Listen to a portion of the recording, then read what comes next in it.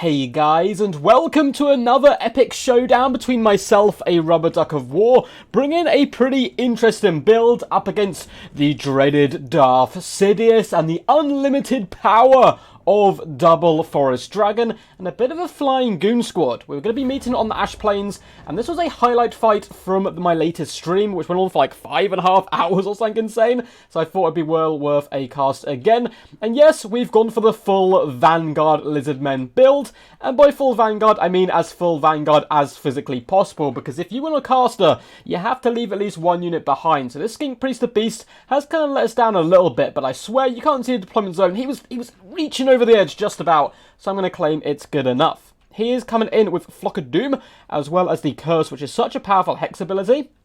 Minus 24 melee attack and 24 melee defense is nice, but the minus 25% speed on top is really disgusting. Pound Impenetrable Pelt is so good. Extra 24 melee defense and 20% physical resistance. Overcast, this becomes Air of Effect and can be rather mighty indeed.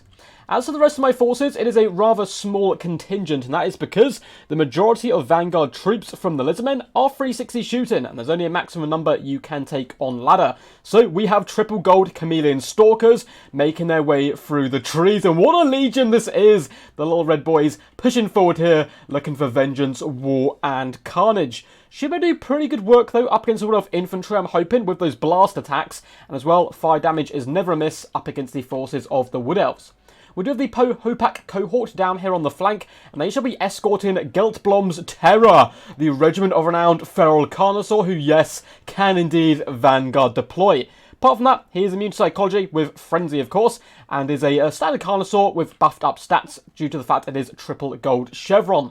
It's a pretty funny unit. It's kind of terrifying to see a Carnosaur appear out of nowhere behind you and start gobbling up your troops. So hopefully we'll be able to see him in the competitive scene. He is about 2,000 gold, which is quite expensive, however, but not too much considering how much a feral Carnosaur already costs. We do have some Colossal Hunters up in the sky who are going to be trying to win the air game. And with our little favourite new boy, Oxyotl, down on the ground, he is probably my new favourite Lizardman Lord to play, at least at the moment. He's very fresh and new. Apologies, Nakai, but Nakai's actually been doing pretty good for me recently as well. He's going to be coming in, of course, with Master Predator, which is probably the best item in the game for him. He's glitching through trees there, showing his true mastery of the tree lands as well. And he's coming in with the Glowed and Blowpipes as well. As for my opponent, he's a little bit bamboozled at the moment. He did deploy on the far side, so our cheeky Vanguard is going to catch him too unawares. He does have a Eternal Guard in the front line, all with a bronze chevron, a load of Glade Guard as well. No Starfire shafts though, so just the basic ones. 1, 2, 3, 4 it would seem. We do have a spell Singer of Life down on the ground. Shield of Thorns, Regrowth and Earthblood are her poisons of choice.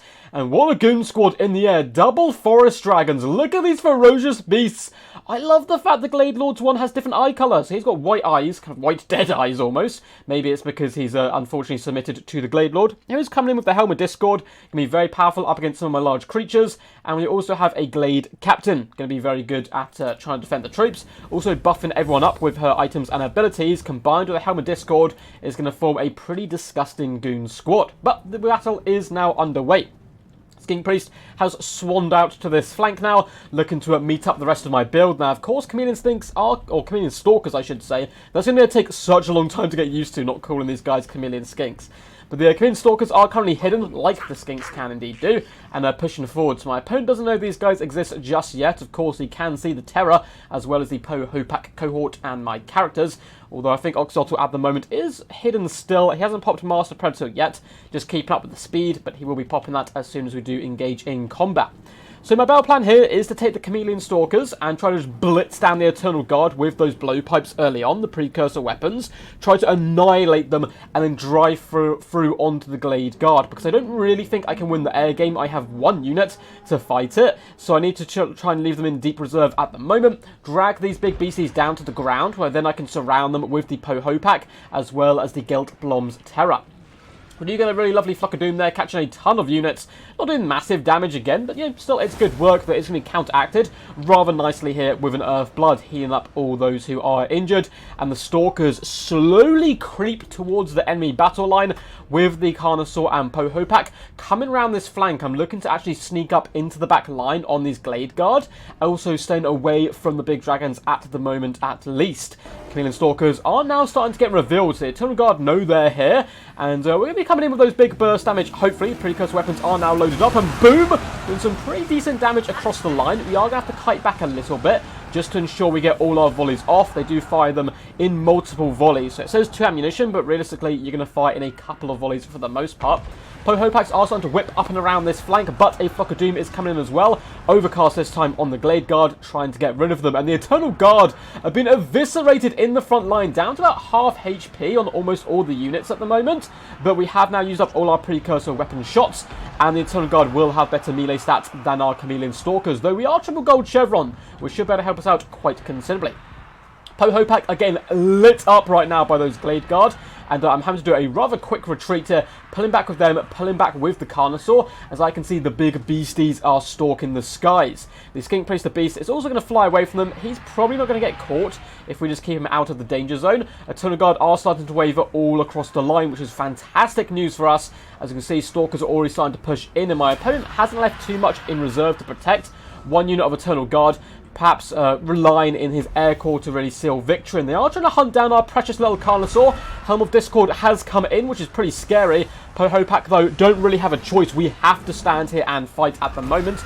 We're going to be coming in with our own buffs and debuffs. The Colossal Hunters swoop down upon the dragons, and we do pop a curse down as well, lowering their melee attack and melee defense and speed to counteract the Helm of Discord, plus popping an Overcast Pand Impenetrable Pelt here, giving us extra melee defense and physical resistance. We are enduring, and that's all you have to do when the Helm of Discord does start to waver and disappear. These Pohopak cohorts with the Terror should be able to tear through these troops, and you can see the Glade Captain has taken a bit of a pounding right now, and the regrowth is having to go down on the Glade Lord. So first blood fight of the match, 1-0 to the Dino boys. We've also got Oxyotl vibing on the flanks, just shooting shots in. Not the best, in fairness, at shooting air targets. Blowpipes, thrown axes and so forth tend to be so good at hitting them, but still doing some very nice damage on the flank there. And we've pushed off the Glade Captain. I'm a little bit greedy here. Colossal Hunters are trying to chase it down. Realistically, they should have flown back to pin in this Forest Dragon so we can ensure that it does die. But at the moment, Chameleon Stalkers are now starting to drive once again into the enemy back line. We finished off 1 unit here of Glade Guard, and the other Stalkers are starting to push rather dangerously into good territory for me. Though some of the Eternal Guard did hold a ridiculously long time against the Triple Gold Chameleon Stalkers, so doing good for their cost. But Eternal Guard are very stalwart warriors for the most part. Colossal Hunters have popped Toad Rage, so I can't get out of this combat, but I was hoping by pinning in the Glade Lord and Oxyotl firing in, we should be able to win the day, but it looks like the Colossal Hunters are being forced back, but it is a terror rout, so they should return to the fray, which is something I'm certainly looking forward to. In the distance, you can see this Forest Dragon probably might rally. I mean, it's -9 leadership and very close to the edge of the board, but all of a sudden it gets buffed up once more, and it should be coming back into the fray. Stalkers are just dogging the footsteps of Glade Guard. Wherever they go, we're really looking to try to finish them off here. Pohopak do fall back alongside my Carnosaur, looking to protect Oxyotl, because I'm 90% sure my opponent's going to attempt an assassination move here. And it looks like the Glade Captain did wait till Helm of Discord was summoned once more, and he's going to be coming in, but we're chucking every single thing at him right now. The Geltblöm's Terror has done some really good work, whipping that tail in the face of the Forest Dragon and bringing low the enemy leadership. Colossal Hunters once more shall take to the air, though they don't really have much chance of catching this Glade Captain before they are kited out of this universe. The Forest Dragon has returned, once again breaks due to the mere presence of my forces, and now we're really in the kind of advantage here. We've got the foot right on the throat of our opponent. The Pohopak cohort, as well as the Geltblöm's Terror, have no intention of letting off now. We have Chameleon Stalkers coming in as well. Poor little Colossal Hunter does get vanquished there, but we don't mind too much because we can now hunt down these Glade Guard, and once they're gone, there is nothing left on the battlefield to deal with the Geltblöm's Terror. There's just absolutely nothing left. Earthblood has gone down here on the Eternal Guard, so we're going to counter-punch that once more with a Flock of Doom. Flock of Doom is very powerful at the moment. Geltblöm's Terror is continuing to hunt and prowl. Should be able to catch up here with the Glade Guard, and it looks like, oh, he gets stopped by a tree, and then he roars in their face, and that is enough to terrify them. I don't blame them whatsoever. He's just having a whale of a time at the moment, Army losses are going to be setting in relatively soon, it seems, as Chameleon Stalkers are wrapping around, ready to do a lovely rear charge on the remaining defenders, of which there's only like 50 Eternal Guard left fighting. We're even get a bit cheeky and pop a Pan's Impenetrable Pelt down on these Stalkers, buffing their melee defense to 69, which is insanely high on a unit of 56 Chameleon Stalkers. But of course, they are triple gold chevrons. That is also the reason that melee defense is as high as it is. Oxytoc's just finishing off the Forest Dragon as well as the Glade Captain as they attempt to return to the field. I don't know if he's going to be able to get the killing blow in time. It looks unlikely, and the Forest Dragon does manage to escape to bring the tale to the Elves that you don't mess with the Dino boys. A Pyrrhic victory and a very silly build from me, but what a game. Well played to Darth Sidious. Super fun game, man. I think Darth Sidious was saying in chat, if I'm not mistaken, he was relatively new to multiplayer, and I am so happy to see a bucket ton of new players flooding into quick battles and having a good time. That's what it's all about, and this is why I love DLC drops as well. It just helps grow the community so much. And people seem to be really enjoying the content as well. So we will be getting to the damage dealt and damage value of all the units in just a second. But if you guys did enjoy this content and want to see more, make sure to leave a thumbs up underneath the video. Comment what was your favourite moment of the battle. What were your thoughts on this ridiculous build? There is a certain salamander you can blame for me taking this ridiculous build. He was touting it in chat that I should go as full Vanguard as physically possible. And well, you know, it worked. So I guess he is the one with the power here. But yeah, comment down below what you think of the new units, what you would like to see in the future. I know people are probably getting tired of Lizardmen and Beastmen stuff. So we will be also obviously be doing games of all the other glorious factions in the coming days and weeks and all that good stuff. We're probably going to be doing a stream today as well. Just a heads up, a King of the Hill. Not sure on the time yet, but yeah, keep posted. There are links down below in the description to my Patreon if you want to support my channel. We also do Warhammer lessons over there, which is pretty cool, so you can hop down there and check it out. I have a Discord link down below where you can submit replays, get involved in tournaments and events I host, chill out with a load of cool people, and keep up to date with the channel. There's also a link to my Games Planet account down below if you would like to get the DLC at a discounted price. Also Total Warhammer free, and basically any game on Steam. But anyway, enough of my ramblings there and touting myself up. We'll go through all the good stuff, the real reasons we're here, the damage dealt and damage value. Oxyotl, only 9 kills, but 1,993 damage value. If you let this boy shoot all day, he will reap havoc along your battle lines. There obviously are times where you really don't want to bring him. Fast skirmishing enemies will be able to run him over rather comfortably, but in certain matchups, he is deadly, and I absolutely love it. Having a Lord which isn't Mazdamundi, which is very competitive, is very happy days for me, and I'm a big fan of Skinks in general. Look at his little happy face. Look how happy he is right here. You can't be mad at him whatsoever. Skink Priest did good work, getting nearly 800 damage value, despite, for the most part, being used as a more buff and debuff style hero here today. Pan's Impenetrable Pelt is a really nice spell now. The air effect extra melee defense combined with the curse on the enemy is such a lovely combo. It makes you almost unkillable. And that's what happened. My opponent came in for those big attack death strikes on our big beasties, but we managed to survive just about. Chameleon Stalkers across the board, 1,190 damage value and 114 kills.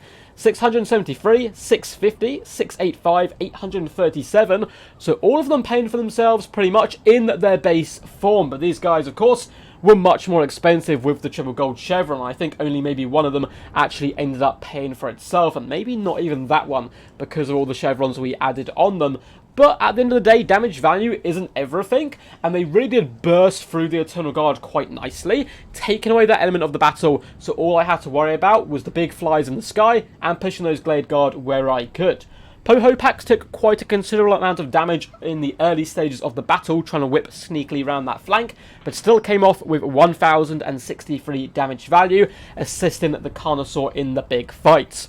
2,033 damage value on the Colostodon Hunters, who performed amazing considering how outnumbered they were in that air game. Did some good work there. Geltblöm's Terror, the Regiment of Renown Feral Carnosaur, did indeed pay for itself. So this bad boy cost 2,000 gold, and he got 2,099, with still just over half HP left remaining at the end of the battle.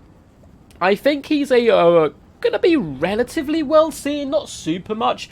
The Stalk, oh not Stalk, sorry, if he had Stalk that'd be amazing, but his Vanguard is pretty hilarious and can support Skinks in the back line and other such scary stuff, so I think he's going to be a bit niche, but we will certainly be seeing him, and I cannot tell you the panic you have when you've set up a lovely little defense. Oh, I've got Skinks in the back line. Oh, I've got Pterodons in the back line. I'm used to that. I'm not too worried. And then boom, out of the jungle springs a gigantic, angry, raging Carnosaur into your back line. It can cause absolute confusion and madness, and it is really funny. As for Darth Sidious, the Glade Lord, 1,421 damage value, not too shabby whatsoever. The Helm of Discord as well, a really effective tool still. Spellslinger didn't do too much, of course, damage value-wise, but came with some nice regrowths, Earthbloods, and just a generally good support choice. Glade Captain did fantastic, 1.3k damage value, kiting those Colossal Hunters in the end game, and I think that should have been her mission from the off, just to hunt them down and try and get them away from the dragons. Tonal Guard across the board performed really badly. 495 damage value here, 8 damage value, 292, 459, 567. They did hold the line though for quite a long time, which is good news for them. The Glade Guard got in the mid kind of hundreds, some of them performing even worse. Doing some good work initially on my cold ones, but then couldn't really get any big targets. The Stalkers aren't good units to shoot, and these guys were too far out of position to assist in the main blob fight. I think the Air Force of the Wood Elves should have engaged the Carnosaur and Pohopak closer to friendly territory so the Glade Guard could support, but I understand they want to attack early because he could see his front line crumbling, and it was kind of a ticking time bomb then before his front line exploded and we were going to start flooding the Glade Guard and making them useless anyway. The Forest Dragon, only 185 damage value. We really targeted it down, and the poor beastie did fall down in a sacred scared slump, but did get up in there and flee at the end, and he will live to tell the tale. So maybe we'll have the comeback of the dragon at some point in the future. Hope you guys enjoyed this one. Until next time, peace, peace. And as always, stay awesome.